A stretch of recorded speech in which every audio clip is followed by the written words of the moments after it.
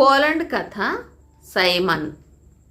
Poland దేశంలోని ఒక గ్రామంలో ఒక వసతి గృహం ఉండేది. బాటసారులు అందులో డబ్బు ఇచ్చి బస చేయవచ్చు. ఈ వసతి గృహం నడిపేవాడికి సైమన్ అని ఒక కొడుకుండేవాడు. వాడికి చక్కదనము, తెలివితేటలు, ధైర్య సాహసాలు ఉన్నాయి. కానీ వాడు వట్టి ఆకతాయి, సోమరిపోతూ, కొంచెం కూడా బాధ్యత తెలియనివాడు. ఏ పని చేయడానికి వాడికి ఒళ్ళు వంగేది కాదు. కానీ లోపల ప్రపంచమంతా జయించాలని, ఏ రాజకుమార్తెనో పెళ్ళాడాలని, అమాంతం గొప్పవాడైపోవాలని కలలు కంటూ ఉండేవాడు. అంతులేని ఆశలు లోపల ఉన్నా వాడు అస్తమానము అలగా వెధవల వెంట తిరుగుతూ, తాగుతూ, జోదాలాడుతూ కాలం గడిపేవాడు. వాడి సొంత ఖర్చుకు తండ్రి కొంత డబ్బు ఇచ్చేవాడు. కానీ అది చాలనప్పుడు సైమన్ తన తండ్రి గల్లాపెట్టెలో నుంచి డబ్బు కాజేస్తూ ఉండేవాడు. సైమన్కు బుద్ధి వచ్చేటట్టు చేయాలని వాడి తండ్రి నయానా భయానా ఎంతగానో చెప్పి చూశాడు. కానీ ప్రయోజనం లేకపోయింది. అందుచేత ఆయన ఒకనాడు వాడికి భటుడి దుస్తులు తొడిగి చేతికి ఒక ఈటి ఇచ్చి, "నువ్వు వెళ్ళి రాజుగారి దగ్గర కొలువు చేసుకుని బతుకు" అని ఇంటి నుంచి తరిమేశాడు. సైమన్ రాజుగారి కోట వద్ద గస్తీ తిరిగే భటుడుగా చేరాడు. వాడి బుద్ధి ఏమాత్రమూ మారలేదు.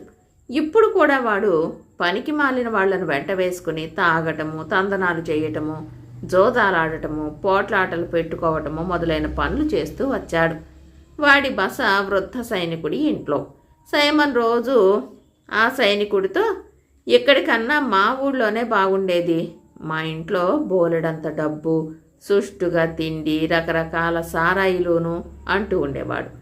ఒకనాడు సైనికుడు సైమన్తో, "మీ తండ్రి అంత డబ్బు గలవాడైతే నీకు పెద్ద ఉద్యోగమైందని, నిన్ను కొత్వాలు చేశారని, విందులు చేయటానికి డబ్బు పంపమని ఉత్తరం రాయి, ఖర్చుకు పనికొస్తుంది" అన్నాడు. సైమన్కు ఈ సలహా బాగా నచ్చింది. ముసలి సైనికుడు చెప్పినట్లే వాడు తండ్రికి ఉత్తరం రాశాడు. ఈ ఉత్తరం చూసుకుని తన కొడుకు ఇంతకాలానికి పైకి వస్తున్నాడు కదా అని సంతోషించి వసతి గృహ యజమాని సైమన్కు కొంత డబ్బు పంపించాడు. దానితో సైమన్ ఒక చిన్న వెలుగు వెలిగి మళ్ళీ యథాస్థితికి వచ్చాడు. అయితే ఇప్పుడు తండ్రి దగ్గర నుంచి డబ్బు తెప్పించుకునే ఉపాయం వాడికి తెలిసిపోయింది. కొంతకాలం ఆగి వాడు తండ్రికి తాను జమేదారు ఉద్యోగం సంపాదించినట్లు రాసి మరికొంత డబ్బు తెప్పించుకున్నాడు. ఇలాగే వాడు తనకు సుబేదారు పదవి వచ్చినట్లు, సైన్యంలో తనను దళనాయకుణ్ణి చేసినట్టు తండ్రికి రాసి పెద్ద పెద్ద మొత్తాలు తెప్పించుకుని యథేచ్ఛగా ఖర్చు చేశాడు. అయితే ఇంతకాలము వాడు చేస్తున్న ఉద్యోగం ఈటి పట్టుకుని గస్తీ తిరగడము, కోట ముందు పహారా కాయటము మాత్రమే. మళ్ళీ సైమన్కు డబ్బు ఇబ్బంది వచ్చింది. ఈసారి తండ్రికి రాస్తే తనను సేనానాయకుడిని చేశారనే రాయాలి. సైమన్ తండ్రికి ఆ మాటే రాస్తూ పుష్కలంగా డబ్బు పంపమని అడిగాడు. ఈ ఉత్తరం చూసుకుని సైమన్ తండ్రి, తల్లి పరమానందం చెందారు. "మనవాడు ఎంత పైకి వచ్చాక మనం వెళ్ళి చూడవలసిందే, వెంటనే ప్రయాణానికి సిద్ధంగా" అన్నాడు సైమన్ తండ్రి. భార్యాభర్తలిద్దరూ బండిలో ఎక్కి రాజధానికి వచ్చారు. వాళ్ళు వచ్చి చేరేసరికి పెద్ద ఎత్తున సైనికోత్సవం జరుగుతున్నది. ఫిరంగులు పేలుతున్నాయి. సైనికులు వీధులలో కవాతు చేస్తున్నారు. ఉన్నత సైనికాధికారులందరూ ఊరేగుతున్నారు. సైమన్ తల్లిదండ్రులు వీధి పక్కన జనంతో పాటు నిలబడి సైనికాధికారుల ఊరేగింపు చూశారు. వారిలో సైమన్ కనపడలేదు. వాళ్ళు తమ పక్కన ఉన్న వాళ్లను, "సేనానాయకుడు సైమన్ ఈ ఊరేగింపులో లేడే" అని అడిగారు. "సైమన్ అనే సేనానాయకుడు ఎవ్వరూ లేడే, ఆ పేరు గల గస్తీ భటుడు ఒకడు ఉన్నట్టుంది" అని జవాబు వచ్చింది. ఏ మాట వినగానే సైమన్ తండ్రికి మండిపోయింది. ఆయన కొత్వాల్ వద్దకు వెళ్ళి తన కొడుకును తన వశం చేయమని కోరాడు. అతను అలాగే చేశాడు. తండ్రి సైమన్ను చిత్రవధ చేయటానికి నిశ్చయించుకున్నాడు. ఆ కాలంలో ఆ దేశంలో తండ్రికి కొడుకు ప్రాణాలపై అన్ని హక్కులు ఉండేవి. వాణ్ణి శిక్షించండి గాని చంపవద్దు అని తల్లి బ్రతిమాలుకుంది. "వీడు బతికి ఉండటమే నాకు పరువు చేటు" అంటూ సైమన్ను తండ్రి బండి వెనక పడేసి బండి తోలించుకుని ఇంటికి ప్రయాణమయ్యాడు. సైమన్కు పట్టిన దుర్గతి గురించి ముసలి సైనికుడికి ముందే తెలిసిపోయింది. వాడి దుర్గతికి కొంతవరకు తానే కారణం గనక వాడిని కాపాడటం తన విధి అనుకుని ఆ ముసలి సైనికుడు రహదారి కాచి బండి గుంటలలో పడి అటు ఇటు ఒరుగుతూ పోయే సమయంలో వెనకగా వెళ్ళి కత్తితో సైమన్ కట్టుతాడు కోసి బండి నుంచి దింపాడు. తర్వాత ముసలివాడు సైమన్తో, ఇక నీకు ఈ ప్రాంతాల క్షేమం లేదు, అడవికి అడ్డం పడి ఏదైనా దూరదేశం చేరుకుని అక్కడనైనా బుద్ధిగా బతుకు అని సలహా ఇచ్చాడు. సైమన్ అడవుల వెంటపడి బయలుదేరాడు. ఇప్పుడు వాడికి నిజమైన స్వేచ్ఛ లభించినట్లు తోచింది. ఇక అన్ని దేశాలు తనవే. ఇక తాను ఎంతలేసి గొప్ప పనులైనా సాధించవచ్చు. వాడు ఎక్కడ ఆగకుండా ఎన్నో గ్రామాలు, నగరాలు తిరిగాడు. ఈ ప్రయాణాలలో వాడు వేణువు వాయించటం అభ్యసించి అందులో మంచి ప్రావీణ్యం సంపాదించాడు. వెళ్ళిన చోటనల్లా వాడికి మంచి ఆతిథ్యం దొరుకుతూ వచ్చింది. పోగా పోగా సైమన్కు ఒక చోట ఒక కొండ మీద ఒక రాజభవనం కనిపించింది. కొండ కింద మరొక రాజభవనం ఉంది. కొండ కింద ఉండే రాజభవనం దేదీప్యమానంగా ఉంది. కానీ కొండపైది పాడుపెట్టినట్లుగా ఉంది. ఈ భవనాలను గురించి సైమన్ అక్కడి ప్రజల ద్వారా తెలుసుకున్నాడు. కొండపైన ఉన్న రాజభవనం చచ్చిపోయిన రాజుగారిది. ఆ రాజు అపారమైన ధనం సంపాదించాడు. కానీ బతికి ఉన్న నాళ్ళు మహాక్రూరుడని అనిపించుకున్నాడు. జనాన్ని పీడించుకు తిన్నాడు. సమస్తమైన పాతకాలు చేశాడు. చచ్చి దయ్యమై ఆయన ఆ రాజభవనాన్ని పట్టాడు. అందుచేత ఆయన కుమారుడు కొండ మీది రాజభవనాన్ని పాడుపెట్టి కొండ కింద మరొక భవనం కట్టుకుని అందులో తన కుమార్తెతో నివసిస్తున్నాడు. ఈ రాజుగారి కూతురు గొప్ప అందగత్తె. ఆమెను పెళ్లాడటానికి ఎందరో యువకులు సిద్ధంగా ఉన్నారు. కానీ కొండ మీది రాజభవనాన్ని ఆశ్రయించిన దయ్యాన్ని వదలగొట్టిన వాడే ఆమెకు భర్త కాగలడని ఆమె జాతకంలో రాసి ఉంది. అందుకు సిద్ధమై కొందరు యువకులు దయ్యాన్ని పారదోలుతామని కొండ మీది రాజభవనానికి వెళ్ళారు. వాళ్ళు మళ్ళీ తిరిగి రాలేదు. దయ్యం వారి ప్రాణాలు తీసి ఉంటుంది. ఈ విధంగా కొందరు చచ్చిన మీదట రాజకుమార్తెను పెళ్లాడతామని కొత్త వాళ్ళెవ్వరూ సాహసించి రాలేదు. రాజకుమార్తె తన స్థితి తలుచుకుని అస్తమానం కన్నీరు కారుస్తూ ఉండేది. రాజుగారు తన కుమార్తె దుఃఖం చూసి ఎంతో విచారించేవాడు. కానీ ఏమీ చెయ్యలేని స్థితిలో ఉండిపోయాడు. ఈ కథ వింటూనే సైమన్ తానే ఆ దయ్యాన్ని పారదోలి రాజకుమార్తెను పెళ్లాడాలని నిశ్చయించుకున్నాడు. ఒకప్పుడు వాడు తన గ్రామంలో ఇటువంటి పనులు చెయ్యాలనే కలలు కనేవాడు. ఆ కలలు నిజం కావటానికి ఇప్పుడే వాడికి అవకాశం వచ్చింది. దయ్యం చేతిలో తాను చచ్చినా చావవచ్చు. అయితే ఆ భయం వాణ్ణి అంతగా బాధించలేదు. ఆ రాత్రి ఎక్కడో తలదాచుకుని మర్నాడు తెల్లవారుతోనే సైమన్ తన వేణువు తీసుకుని కొండ కింది రాజభవనం వెలుపల ఉండే ఒక చెట్టు కింద చేరి శ్రావ్యంగా గానం చేయసాగాడు. అప్పటికే రాజు, రాజకుమార్తె లేచి కాలకృత్యాలు తీర్చుకుని ఉదయపు పలహారం చేయబోతున్నారు. రాజకుమార్తెను వేణుగానం ఎంతో ఆనందపరిచింది, ఉత్సాహం కలిగించింది. నాన్న, ఆ పాట చాలా బాగుంది. ఆ వాయించేవాణ్ణి పిలిపించి మన ఇంట్లో ఉంచుకుందామా?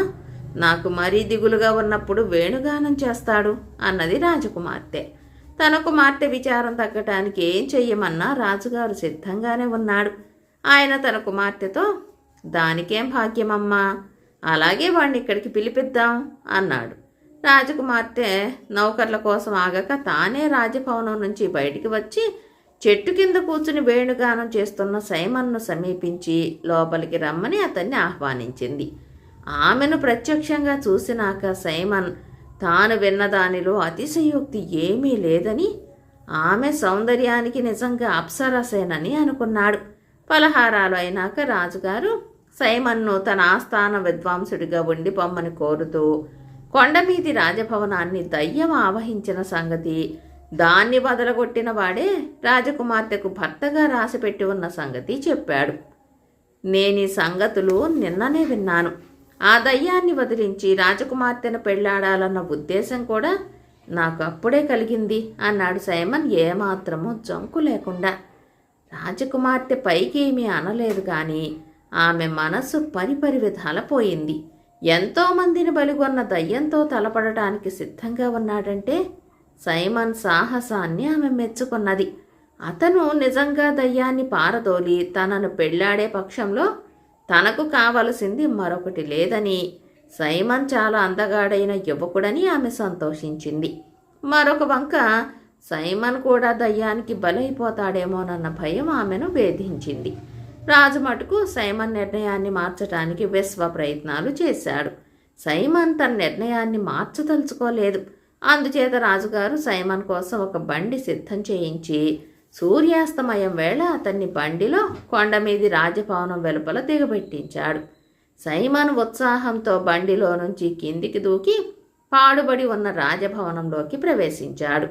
నడవ దాటగానే విశాలమైన చావడి ఉంది. అక్కడ గోడల మీద పెద్ద పెద్ద చిత్తరువులు ఉన్నాయి. బంగారు చట్రాలు గల అద్దాలున్నాయి. ఖరీదైన పట్టుతెర్రలు గోడలకు వేళ్లాడుతున్నాయి. అయితే ప్రతి వస్తువు మట్టి కొట్టుకుని ఉన్నది. సైమన్ ఈ చావడిలో ఒక కుర్చీలో కూర్చుని ఏదో పుస్తకం చదువుకుంటూ దయ్యం రాక కోసం ఎదురు చూడసాగాడు. ఒక్కొక్క గంటే గడుస్తున్నది. సరిగా అర్ధరాత్రి అయ్యేసరికి దూరాన అడుగుల చప్పుడు వినిపించింది. ఆ చప్పుడు దగ్గర పడుతున్న కొద్దీ సైమన్ గుండె వేగంగా కొట్టుకోసాగింది. కానీ వాడు కదలక మెదలక కుర్చీలో అలాగే కూర్చున్నాడు. కొద్దిసేపటికి బయటి తలుపులు తెరుచుకుని ఒక వృద్ధుడి ఆకారం లోపలికి వస్తూ కనిపించింది. ఆ ఆకారం కారు నలుపుగా ఉన్నది. దాని చేతిలో ఒక తాళపు చెవుల గుత్తి ఉన్నది. వృద్ధుడి కళ్ళు మాత్రం జ్యోతుల్లాగా వెలుగుతున్నాయి. సైమన్ తన దృష్టి పుస్తకం మీదే ఉంచి కదలకుండా కూర్చున్నాడు. వృద్ధుడు వాణ్ణి సమీపించి, నా భవనంలో కూర్చోవడానికి నీకు అనుమతి ఎవరిచ్చారు అని అడిగాడు. ఎవ్వరూ అనుమతి ఇవ్వలేదు. ఇక్కడ ఎవ్వరూ లేరని తెలిసి ఈ రాత్రి గడుపుదామని నేనే వచ్చాను అన్నాడు సైమన్. నీకు అంత ధైర్యం ఉందిగా? నా చేత ఇప్పటికి ఎంతమంది మూర్ఖులు చచ్చారో నువ్వు వినలేదా అని అడిగింది దయ్యం. నేను ఒకంతట దడుచుకునేవాణ్ణి కాను. నేను రైతును. రైతుల వంశంలో పుట్టాను. తమరు బతికొండగా భయంకరంగా ఉండేవారేమో తెలియదు కానీ ఇప్పుడేమంత లేదు అన్నాడు సైమన్. చాలా దర్పంగా మాట్లాడుతున్నావే. చివరిదాకా అలాగే మాట్లాడగలవా? చూస్తాం. ఈ తాళపు చెవులు తీసుకుని అవతల గది తలుపులు తెరు అన్నది దయ్యం. నాకు భయం లేదని నిరూపించటానికి నీ వెంట రమ్మంటే వస్తాను గాని నీకు తలుపులు తెరవడానికి నేను నీ నౌకర్ని కాను. నీ ఇల్లు, నీ తలుపులు నువ్వే తెరుచుకో అన్నాడు సైమన్. దయ్యం మారు మాట్లాడక తలుపు తానే తెరిచి అవతల గదిలోకి అడుగుపెట్టింది. అది గుమ్మం దాటే సమయంలో దాని నెత్తిపైనున్న జుట్టు నలుపు విరిగి తెల్లబడ్డట్టుగా సైమన్కు కనిపించింది. ఆ గది దాటి దయ్యం మరొక గది తలుపులు తెరిచింది. సైమన్ దయ్యం వెంబడి తాను ముందుకు వెళ్ళాడు. ఒక్కొక్క గది దాటుతున్న కొద్దీ దయ్యం పైనుంచి కిందికి క్రమంగా తెల్లబడుతూ వస్తూ ఉండటం గమనించి సైమన్ చాలా సంతోషించాడు. మధ్య మధ్య ఆ దయ్యం తాళపు చెవులు సైమన్కు అందించి తలుపు తెరు అంటూ వచ్చింది.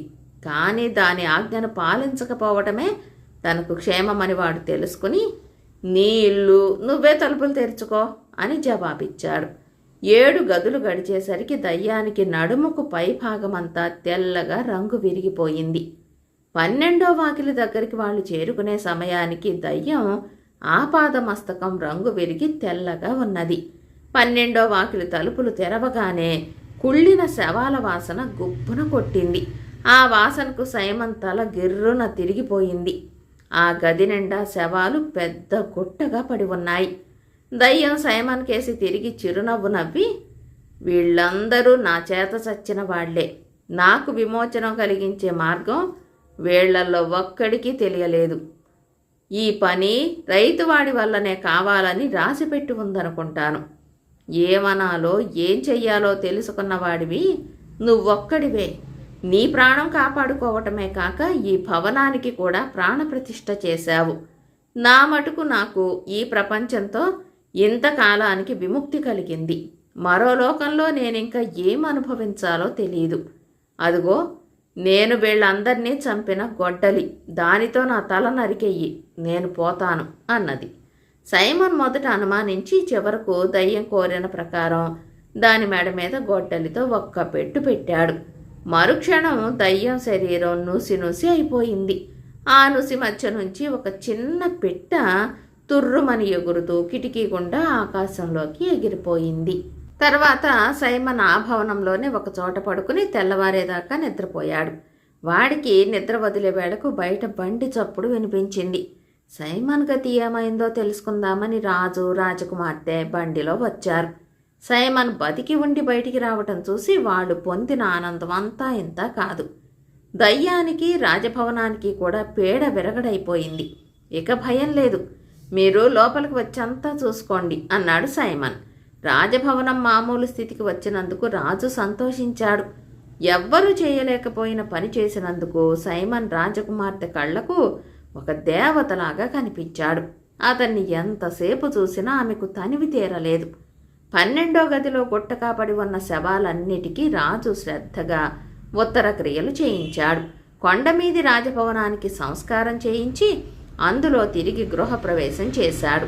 గృహప్రవేశంతో పాటే రాజకుమార్తెకు సైమన్తో పెళ్లి ప్రధానం కూడా జరిగింది. బ్రహ్మాండమైన విందు చేశారు. రాజు వెంటనే తన కుమార్తె వివాహం కూడా జరిపించేద్దామని అనుకున్నాడు. కానీ ఇందుకు సైమన్ అభ్యంతరం చెప్పాడు. నేను ఇల్లు విడిచి వచ్చి చాలా కాలమయ్యింది. మా అమ్మ నాన్న ఎలా ఉన్నారో, వాళ్ళు బ్రతికి ఉన్నారో లేదో కూడా నాకు తెలియదు. నా సంగతి వారికి తెలియదు. అందుచేత వారిని ఒక్కసారి చూసి మరీ వస్తాను. వారు సుఖంగా ఉంటే వెంట తీసుకువస్తాను. ఆ తర్వాత పెళ్లి ఏర్పాట్లు చేద్దురు గాని అన్నాడు అతను. సైమన్ ప్రయాణానికి పెద్ద ఎత్తున సన్నాహం జరిగింది. సైమన్ రాజకుమార్తెకు వీడ్కోలు చెబుతూ తాను ఫలాని గడువు లోపల తిరిగి వస్తానని చెప్పాడు. ఆ గడువు లోపల రాకపోతే సైమన్ కోసం తానే బయలుదేరి వస్తానని రాజకుమార్తె హెచ్చరించింది. బోలెడంతమంది నౌకర్లను, పరివారాన్ని వెంట పెట్టుకుని రాజోచితంగా సైమన్ తన గ్రామానికి బయలుదేరాడు. 10 రోజుల పాటు ప్రయాణం సవ్యంగానే సాగింది. 10వ రోజు ప్రయాణికులకు ఒక కీకారణ్యం తగిలింది. చీకటి పడే సమయానికి వాన సాగింది. అసలే కటిక చీకటి, అందులో వాన. ప్రయాణం ఎంతో ప్రయాస అయ్యింది. ఎంతకీ దూరం తరగదు. అందరూ అలసిపోయారు. కొంతసేపు అయ్యాక ఆ చీకట్లో మిణుకు మిణుకుమంటూ దీపం కనిపించింది. అందరూ దానికేసి వెళ్ళారు. అది ఒక అనాగరిక వసతి గృహం. కానీ ఆ నట్టడవిలో అదైనా దొరికినందుకు సంతోషించి సైమన్ సపరివారంగా ఆ రాత్రికి అందులో బస చేశాడు. వసతి గృహ యజమాని పెట్టిన తిండి తిని ప్రాణాలు సొమ్మసిల్లి ఉండటం చేత ఎక్కడి వారక్కడ పడుకుని గురకబెట్టి నిద్రకు పడ్డారు. సైమన్ ఒక్కడూ ఒక గదిలో ఒంటరిగా పడుకున్నాడు. ఈ వసతి గృహం అడవి దొంగల కోడలి. వసతి గృహ యజమాని దొంగలకు భాగస్వామి. వచ్చిన వాళ్ళు సంపన్నులు కావటం చేత దోపిడీకి మంచి అవకాశమని దొంగలతో చెప్పడానికి వాడు అడ్డదారిన దొంగలుండే చోటికి వెళ్ళాడు. 12 మంది దొంగలు అపరాత్రి వేళ కత్తులతోనూ తుపాకులతోనూ వచ్చి సైమన్ పరివారం మీద పడ్డారు. అందరూ గాఢ నిద్రలో ఉండటం చేత ప్రతి ఒక్కడు దొంగల చేత చచ్చాడు. తర్వాత దొంగలు యథేచ్ఛగా వారిని దోచుకున్నారు. బయట అలజడికి సైమన్ నిద్రలేచి ఏదో ప్రమాదం జరుగుతున్నదని ఊహించాడు. అతను ఏం చేయాలో తెలుసుకునే లోపునే 4 దొంగలు అతని గదిలోకి చొరబడ్డారు. ఒకడు సైమన్ పైన తుపాకీ పేల్చాడు. సైమన్కు దెబ్బ తగల్లేదు. కానీ ఆ సంగతి దొంగలకు తెలిస్తే తనకు ప్రమాదమని వాడు చప్పున కింద పడిపోయి నిశ్చలంగా ఉండిపోయాడు. వాడు తుపాకీ దెబ్బకు చచ్చాడనుకుని దొంగలు వాడి చేతి ఉంగరాలు, శరీరం మీద ఉన్న ఇతర ఆభరణాలు, ఖరీదైన వాడి దుస్తులు కూడా లాగేసుకుని అక్కడి నుంచి వెళ్ళిపోయారు. వాళ్లకు కొంచెం వెనకనే బయలుదేరిన సైమన్కు ఒక్క ఉపకారం జరిగింది. అడవిలో ఉండే ఒక రహస్య మార్గం వాడికి తెలిసిపోయింది. ఆ దారిన వెళ్ళి వాడు తెల్లవారేసరికల్లా తన స్వగ్రామానికి చేరువలో ఉన్న రహదారిని చేరుకోగలిగాడు. అక్కడికి వాడి గ్రామం 1 మైలు దూరంలో ఉంది. కానీ సైమన్ ఒంటిన ఒక్క చొక్కా తప్ప మరేమీ లేదు. ఆఖరకు కాళ్లకు పాదరక్షలు కూడా లేవు. అందుచేత వాడు చీకటి పడేదాకా ఏ పొదల్లోనో గడిపి గంపెడు చీకటి మీద వేసుకుని ఇంటికి పోదామని నిశ్చయించుకున్నాడు. అయితే అదృష్టవశాత్తు త్వరలోనే అక్కడికి వారి ఊరి వాళ్ళు కొందరు కట్టెలు కొట్టుకుని అడవి నుంచి ఇంటికి పోతూ అటుగా వచ్చి, ఓరి సైమనువు కాదు, నువ్వు సేనాధిపతి అయ్యావన్నారే. సేనాధిపతి గారు కాళ్లకు చెప్పులు, నడుముకు లాగు లేకుండా ఇక్కడేం చేస్తున్నారబ్బా అంటూ ఎద్దేవా చేశారు. సైమన్ వారితో ప్రాధేయపూర్వకంగా, నన్ను చూసి నవ్వడానికి ఇది సమయం కాదు. నేను మీరనుకున్నంత పనికి మాలిన వాణ్ణి కాను. దురదృష్టవశాన నన్ను దొంగలు కొట్టి నా బట్టల దగ్గర నుంచి లాక్కుపోయారు.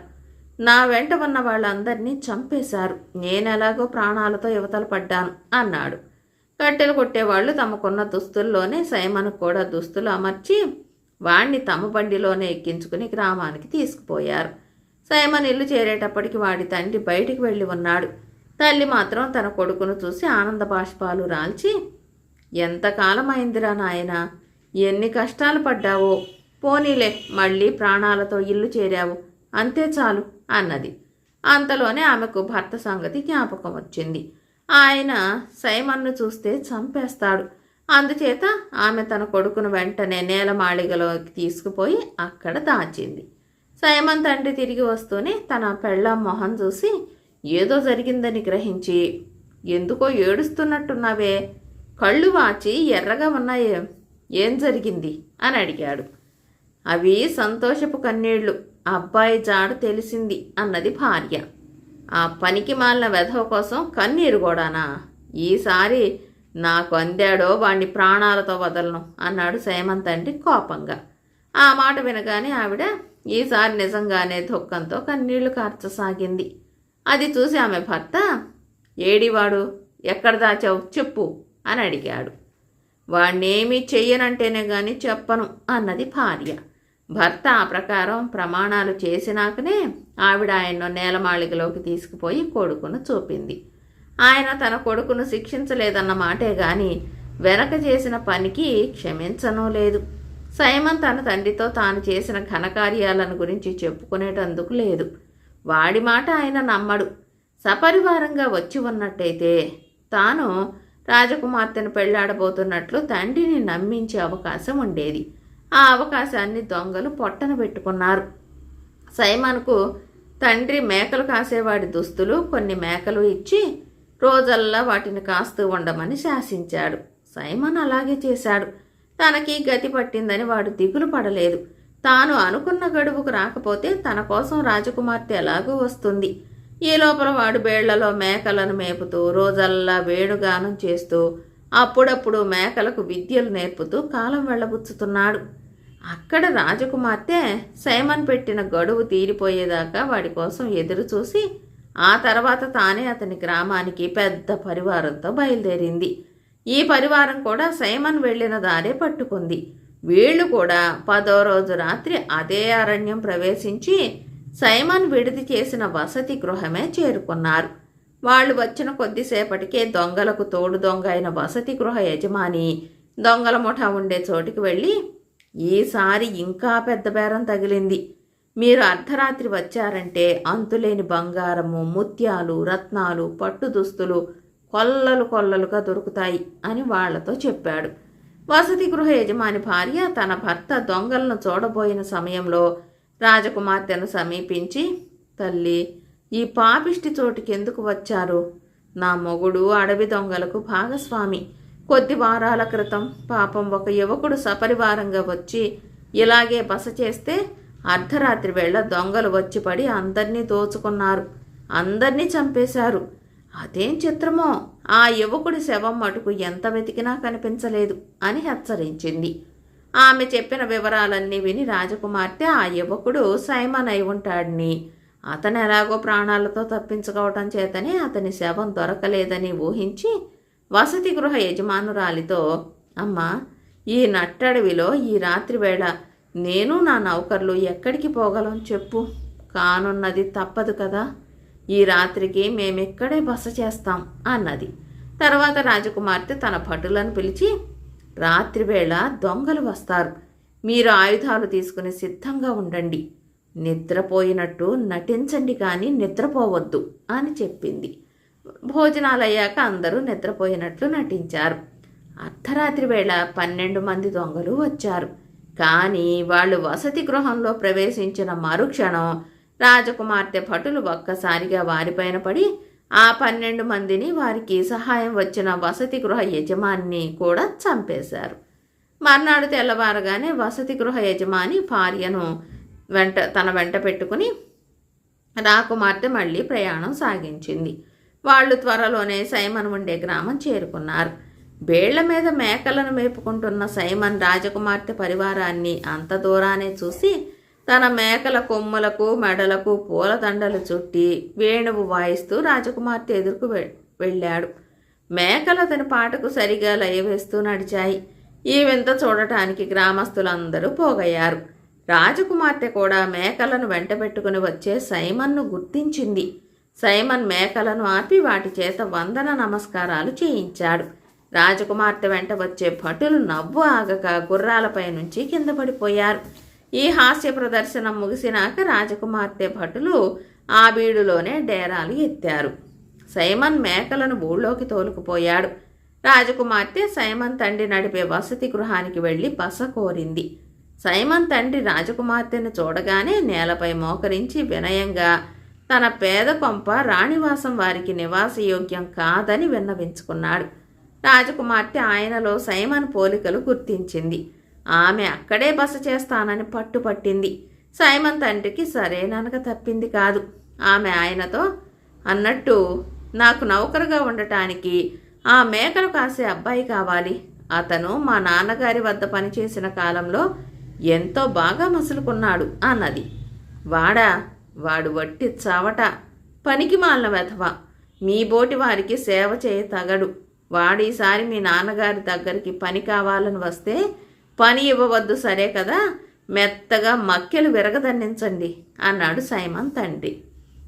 అతను ఇన్నాళ్ల తర్వాత మళ్ళీ కనిపించేసరికి నాకెంతో ఆనందమైంది అన్నది రాజకుమార్తె. చేసేది లేక సైమన్ తండ్రి తన కొడుకును రాజకుమార్తె పరిచర్యలకు నియోగించాడు. ఆ రాత్రి రాజకుమార్తె భోజనం చేసేటప్పుడు సైమన్ స్వయంగా వడ్డించాడు. మధ్యలో వాడి చేతి నుంచి పళ్ళెం కింద పడి అందులో ఉండే కప్పులు అవి పగిలిపోయాయి. రాజకుమార్తె విరగబడి నవ్వింది. సైమన్ తండ్రి మాత్రం వాడిని చాడామాడా తిట్టాడు. మర్నాడు ఉదయం మొహం కడుక్కునేటందుకు వేడి నీరు సైమన్కి ఇచ్చి పంపించమని రాజకుమార్తె ఉత్తర్వు చేసింది. వేడి నీళ్లతో సైమన్ రాగానే ఆమె గది తలుపులు మూసి అతని చేత తాను తెచ్చిన రాజోచితమైన దుస్తులు ధరింపజేసింది. తర్వాత ఆమె సైమన్తో చెయ్యి పట్టుకుని సైమన్ తల్లిదండ్రుల వద్దకు వెళ్ళింది. సైమన్ తండ్రి వారిద్దరి ముందు మోకరించబోయాడు. రాజకుమార్తె, అదేమిటండి, మీ అబ్బాయినే మీరు గుర్తించలేదా అన్నది. సైమన్ తండ్రి తల ఎత్తి చూసి నిర్ఘాంతపోయి, ఈ దొరవారు నా కొడుకల్లే ఉన్నమాట నిజమే, కానీ నా కొడుకు మాత్రం దొడ్డవాడు కాడు అన్నాడు. తండ్రి పడుతున్న కంగారు చూసి సైమన్ జరిగినదంతా చెప్పేశాడు. తండ్రి అంతా విని సైమన్ చేతులు పట్టుకుని క్షమాపణ వేడుకున్నాడు. తర్వాత సైమన్ను అతని తల్లిదండ్రులను వెంటబెట్టుకుని రాజకుమార్తె తన దేశానికి వెళ్ళిపోయింది. అక్కడ సైమన్ రాజకుమార్తెను వైభవంగా పెళ్ళాడాడు. తర్వాత అంతా సుఖంగా ఉన్నారు. కథ కంచికి మనమింటికి. కథ సమాప్తం. ముష్టి చెంబు. ఒక ఊళ్ళో సాంబుడు అనేవాడు ఉండేవాడు. సాంబుడి తండ్రి బాగా బతికినవాడే కానీ తాను బతికినన్నాళ్ళు ఎడాపెడా అప్పులు చేసి చచ్చిపోతూ సాంబుడి మెడకు ఆస్తిని మించిన అప్పు అంటగట్టిపోయాడు. చిల్లర బాకీల కింద గొడ్డు గోదా ఇచ్చేసి తన ఇంటిని గృహ పరికరాలతో సహా తమ పెద్ద బాకీదారైన షావుకారు పరం చేసి సాంబుడు తమ ఇంటి పక్కనే ఉన్న ఖాళీ స్థలంలో చిన్న పూరి గుడిసె వేసుకుని అందులోకి తన భార్యాబిడ్డలతో ప్రవేశించాడు. తన తండ్రి ఆస్తిలో సాంబుడు ఒక్క వెండి చెంబును మాత్రం బాకీదారుల వాత పడకుండా కాపాడుకోగలిగాడు. అది సాంబుడి తాతది. ఆ వెండి చెంబుతో సాంబుడి తాత ముష్టి ఎత్తి ఆ విధంగా డబ్బు పోగు చేసి ఆస్తిపరుడైనాడట. ఈ మాట సాంబుడికి అతని తండ్రి చెప్పాడు. ఇప్పుడు సాంబుడికి ముష్టి ఎత్తి తన సంసారం గడుపుకోవటం తప్ప గత్యంతరం లేదు. అందుచేత తాతగారి ముష్టి చెంబునే తాను ఉపయోగిద్దామని అనుకున్నాడు. కానీ వెండి చెంబు పట్టుకుని ముష్టికి బయలుదేరితే అందరూ ఆక్షేపించవచ్చు. అందుచేత సాంబుడు తాతగారి ముష్టి చెంబుకు గుడ్డ చుట్టి ముష్టికి బయలుదేరాడు. ఆ చెంబులో ఏం మహత్తున్నదో కానీ క్షణంలో చెంబు నిండింది. మధ్యాహ్నం లోపల సాంబుడు అరమూట బియ్యం ఇంటికి చేర్చాడు. రోజు ఇలాగే జరుగుతూ వచ్చింది. ఇప్పుడు సాంబుడి కుటుంబానికి ఏ లోటు లేదు. తాము తినగా మిగిలిన బియ్యం అమ్మి పై ఖర్చులు గడుపుకుంటున్నారు. ఇదంతా చూసి సాంబుడి ఇల్లు ఆక్రమించుకుని అందులో కాపురం ఉంటున్న షావుకారుకు అతని భార్యకు ఆశ్చర్యమయ్యింది. వాళ్ళు తమ పిల్లల్ని చారులుగా ఉపయోగించి సాంబుడి గుడిసెలో జరిగేదంతా ఆరా తీయించారు. సాంబుడి ముష్టి చెంబు వెండి చెంబని షావుకారు పిల్లలు కనిపెట్టి తమ తల్లిదండ్రులతో చెప్పారు. ఈ సంగతి తెలిసి షావుకారు భార్యకు చాలా కోపం వచ్చింది. ఆమె తన భర్తతో, ఆ వెండి చెంబు మనకు చెందవలసింది, మన బాకీ కింద ఆస్తి అంతా ఇచ్చేసి వెండి చెంబు దాచుకున్నాడంటే అది దొంగతనం కాక మరేమిటి? మీరు వెళ్ళి ఆ చెంబు అడిగి పుచ్చేసుకోండి. కాకపోయినా వీధుల వెంట ముష్టెత్తటానికి వెండి చెంబేమిటి, ఎంత విడ్డూరం అన్నది.